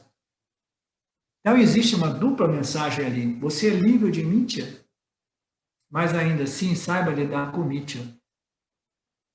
Você é livre de Mithya como Satya, mas esse conhecimento a respeito da sua real natureza não cancela a Mithya. E o seu parakarma vai se esgotando gradualmente, entendeu? E viva de acordo com essa estrutura de Mithya e aceite os resultados dos seus karmas passados com gratidão, com elegância, entendeu? Não confunda Satya com Mithya, né? Seja livre de Mithya, apesar de Mithya, mas ainda assim recebendo os resultados dos seus karmas com essa atitude espiritual, religiosa, de gratidão, entendeu? Pela oportunidade que nós tivemos de vivermos, crescermos e nos libertarmos da crença de que dualidade é realidade. Então, você pode ir, você já está livre, mas ainda assim, não esqueça, a Mithya vai continuar. E todos os karmas que se manifestarão são seus, são resultado das suas ações passadas. Os receba com elegância, com gratidão e a compreensão de que aquilo que pertence a Mithya permanece em Mithya. E aquilo que pertence a Satya jamais foi afetado por Mithya. Saiba que você é Satya, saiba que Mithya não irá te afetar, mas ainda assim, na sua identidade, né, vivendo de acordo com a sua identidade secundária aparente como Jiva, receba o resultado dos seus karmas com a mesma atitude religiosa e espiritual do Karma Yogi. Viva de acordo com os resultados de suas ações passadas. Está parecendo ainda contraditório? Ou nós já compreendemos, né, que essas são duas ordens da mesma ordem não dual chamada Satya? Mithya não afeta Satya. Né? Quando nós sabemos que nós somos Satya, Mithya não desaparece, mas exatamente com aquilo que ocorre no sonho não afeta a nossa experiência no estado de vigília. Tá? Não impacta os karmas, as ações, as coisas que nós fazemos no sonho, não afetam aquilo que ocorre para a gente em Satya, no estado de vigília. No estado de vigília, nós somos livres de tudo aquilo, todo o karma do mundo dos sonhos. Todo o karma do mundo dos sonhos não nos afeta no estado de vigília. Do mesmo modo, todos os karmas que foram feitos no estado de vigília, para o Jiva Mukta, não afeta ele no seu estado chamado Satya.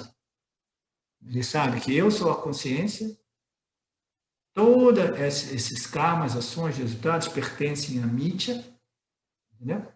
Então eu vou aceitar o desdobramento, as manifestações, as frutificações desses karmas inerentes a Mithya, sabendo que eu sou livre porque eu compreendi que eu sou Satya.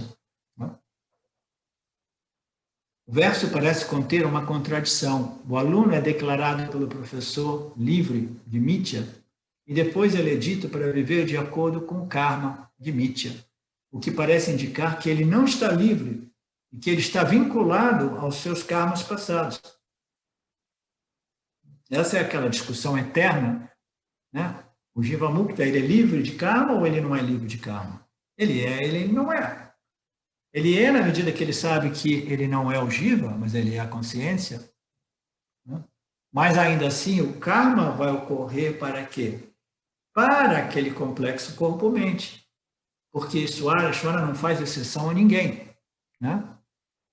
Todas as minhas ações passadas, elas irão frutificar, né? Até quando eu ainda continuo a esgotar o meu parâmetro da karma. Seja nessa vida ou na próxima vida, talvez eu ainda tenha que esgotar alguns karmas. Né? Então, ele sabe, né, que ele não é o Jiva, ele é a consciência, ele sabe que Mithya não afeta ele, mas ele sabe que os resultados que foram colocados no campo antes de que ele fosse, né, claro a respeito desse autoconhecimento, continuarão a frutificar, continuarão a se manifestar, mas manifesta para quem? Manifesta para o corpo, fundamentalmente dizendo. Nem mesmo para a mente do indivíduo, Jiva, porque a mente do Jiva Mukta, ela se resolveu como Aham Brahmasmi. Eu já não sou a mente é Brahman, a mente é a consciência, entendeu? Então, nem mesmo para a mente do indivíduo, a subjetividade do indivíduo é afetada por aqueles karmas. Então, as pessoas que vêm de fora, eles veem aquele karma se manifestando, como no caso do Ramana Maharaj, mas se manifesta para quem? Para o corpo do Ramana. Para a circunstância, a situação que está ocorrendo no asha dele nos anos 40, entendeu? Mas não se manifesta realmente para ele, nem mesmo a nível intelectual, porque ele simplesmente ele sabe que eu não sou nada disso, eu sou consciência, existência infinitamente não limitada, portanto, eu não me identifico com nenhum desses resultados, muito embora os resultados ocorram dentro do contexto da minha vida aparente e até mesmo ocorram para o meu corpo físico, no caso do câncer que ele teve que vivenciar. Né? Mas a mente do indivíduo, ela está imune. O sofrimento pode ocorrer, o Papa Karma pode ocorrer para o corpo, mas não para a mente do Yoni. Né?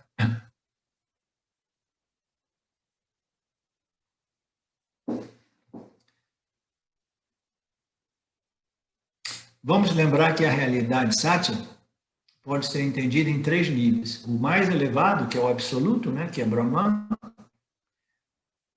o ser pleno. Então, nesse nível de realidade, que é a nossa real, né, identidade absoluta, primária, livre, independente, a liberdade só é possível através da compreensão desse aspecto da minha existência, que é totalmente livre de tudo que ocorre em mídia. Okay? Então, esse é o nível mais elevado desta realidade, Satya. Então, o aluno está livre. No nível empírico, o nível empírico são 2, como a gente sabe, né? É o nível dessa projeção por Maheshwara, essa projeção tangível, né? Perceptível, experienciada pelo Jiva. Né? Então, no nível empírico, esse corpo-mente está sujeito às leis do campo. E no nível imaginário, que é o Pratibhasika, Sati, essa realidade subjetiva de cada indivíduo Jiva, nesse nível imaginário, o Jiva está sujeito também ao quê? Aquelas percepções equivocadas, entendeu? Do que está ocorrendo, né? Essas vasanas que continuam fazendo as leituras, e as leituras não são exatamente precisas, né? Aos fatos que ocorrem, né? Então, essas percepções que envolvem sentimentos individuais, que ocorrem no estado do sonho e de vigília, né? Que é a sobreposição da realidade subjetiva do Jiva naquela realidade projetada por Maheshwara. Então, existem esses 3 níveis, o nível absoluto, o Satya, e existem essas 2 ordens secundárias, entendeu? A de Ishwara e do Jiva. Você lembra que em alguns versos passados nós estivemos analisando a criação do ponto de vista de Ishwara e a criação do ponto de vista do Jiva, de que modo o Jiva contribui para a criação e de que modo o Jiva experiencia de modo único a criação, através de suas vasanas, através dessa pratibhásika realidade, essa realidade subjetiva aparente. Né? Vyavaharika é a realidade aparente, mas projetada por Maya Ishwara, ou assim chamado, o campo dármico, o campo físico, material e sutil. Né? No nível empírico, o corpo-mente está sujeito às leis de Ishwara. No nível imaginário, o Jiva está sujeito às percepções e sentimentos individuais que ocorrem. Mas o estudante sabe que o indivíduo e a totalidade são um. Ele chegou a essa compreensão que o indivíduo, a mente do indivíduo e a totalidade de Brahman é somente uma única coisa, né? É a consciência, é a existência não limitada. Ele sabe que a unidade é a consciência não dividida, que o ser pleno é não dual. Ele vê o ser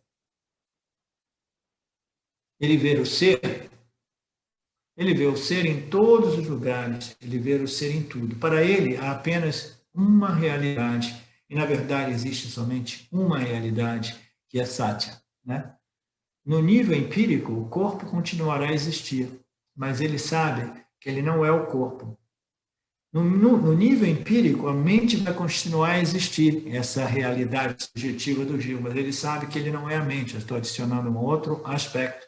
Ave diz ordem de realidade empírica, que é a imaginada, percebida, interpretada pelo Gil em sua subjetividade. Né? No nível empírico, o corpo continua a existir, ele sabe que não é ele o corpo. A mente continua a existir, mas ele sabe que não é a mente, ele sabe que a mente nada mais é do que Brahman.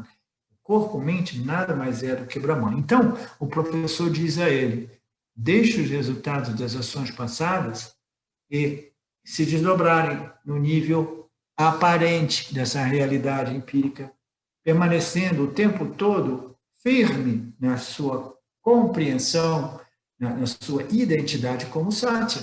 Né? Então, o que ocorre em Mitya pode afetar o corpo, mas não me afeta. Pode acertar a mente, mas a mente do Yanni, ela desenvolve uma certa resistência, até mesmo aos impactos de Mitya. Né? Então, vai impactar o corpo, vai impactar a mente de modo menos, né, acentuado, e ele permanece firme na sua compreensão de que eu sou a consciência, o único aspecto da minha existência que não é sujeito a nenhum impacto, né?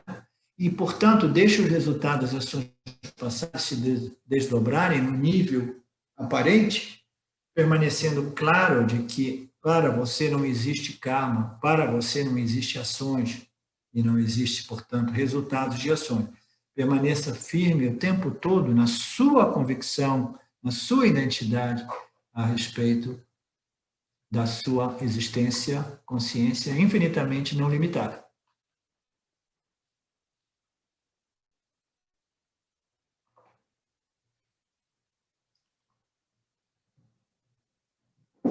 Alguma confusão a respeito dessas duas ordens?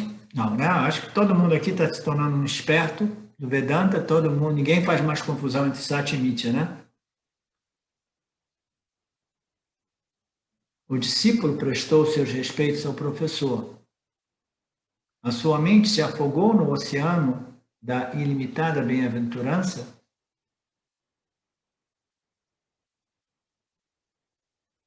e ele caminhou aqui e ali, abençoando a todos com esses ensinamentos.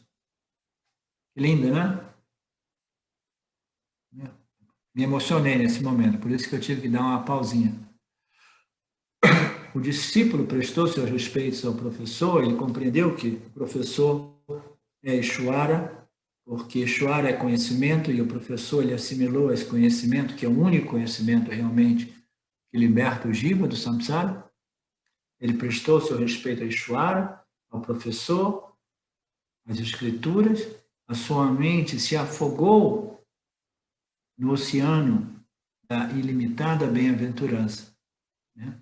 Essa ilimitada bem-aventurança somente é possível através dessa compreensão daquilo que é ilimitado em nós. Entendeu? Compreende que você é ilimitado.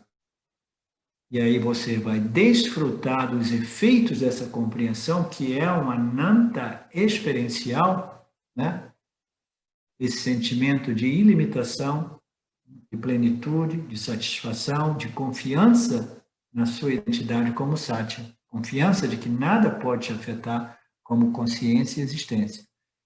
A mente do indivíduo se resolve, se afoga nessa ananta, né?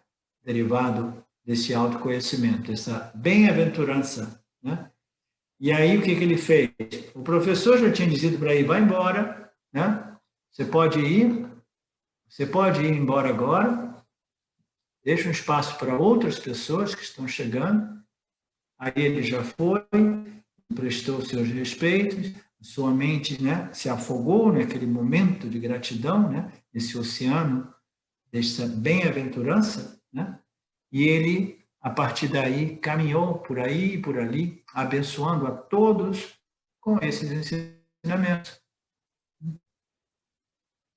Nós tocamos nesse assunto antes, né, porque todos nós, naturalmente, estaremos impactando outras pessoas na medida que o aumento, ele nos transforma a nossa experiência humana, entendeu? Através dessa perspectiva, dessa visão, dessa compreensão, vai nos transformando e vai abençoando a todos com esses ensinamentos. E muitas vezes sem que a gente tenha que falar sobre os ensinamentos. A gente simplesmente, a gente vive os ensinamentos. Isso tem um impacto bem superior àquele de falar sobre os ensinamentos sem terem se tornado o ensinamento. É muito mais importante se tornar um ensinamento do que falar sobre os ensinamentos sem ter se tornado os ensinamentos.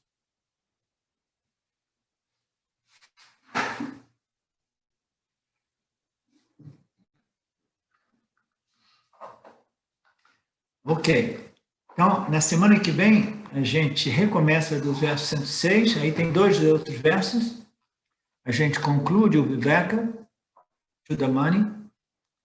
E aí eu diria que a segunda parte da nossa próxima encontro de sábado, a gente faria uma sessão de perguntas e respostas, né, inerentes ao Viveka, talvez, entendeu?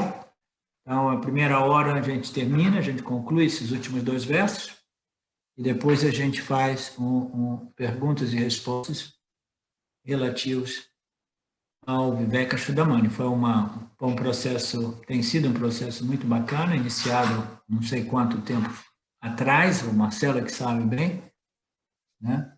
A maioria de vocês, né, permaneceu, né, quase durante todo esse processo. Alguns chegaram depois e foram vendo os vídeos anteriores.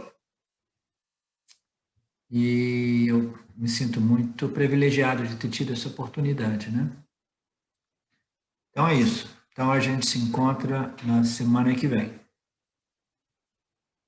Om Purnamada Purnamidam Purnamudachyate Purnasya Purnamadaya Purnameva Vashishyate. Om Shanti Shanti Shanti. Purna. Aquilo que nós somos é Purna, né? Essa consciência ilimitada, cheia, inteira, completa, livre de tudo que possa ocorrer em Nitya. Então, queridos, mais uma vez, namastê, obrigado. Até amanhã. Amanhã a gente vai cobrir o Panchadasi. Tá? Beijo e abraço a todos. Saudações. Eu quero aqui deixar um pequeno testemunho.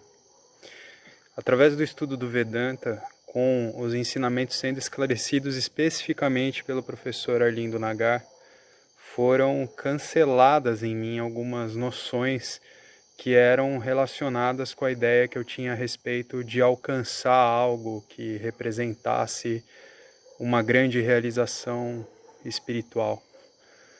Então o Vedanta fez com que, pela compreensão, a minha mente ela abandonasse o papel de buscador espiritual. E isso para mim foi um marco inicial para uma outra relação com o processo de desenvolvimento espiritual, do qual, saibamos disso bem ou mal, é um processo que fundamenta a vida de todos nós. E eu digo isso para estimular todos aqueles que chegam no Vedanta Brasil e entendem que podem se beneficiar da profunda imersão direcionada para o autoconhecimento que é promovida nesse grupo de estudos, que é um grupo que existe graças ao trabalho altruísta do professor Arlindo Nagar, suportado também pelo trabalho voluntário de pessoas que contribuem para a manutenção do grupo de diversas maneiras. E entre as várias formas de contribuir com esse trabalho, as contribuições regulares em dinheiro, elas são necessárias. Então, se você se beneficia do trabalho desenvolvido no Grupo de Estudos Vedanta Brasil, faça uma contribuição. Qualquer quantia é muito bem-vinda. As informações para transferências em dinheiro ficam disponíveis na seção avisos do nosso grupo no Facebook e serão colocadas na descrição desse vídeo aqui também. Namaskaras.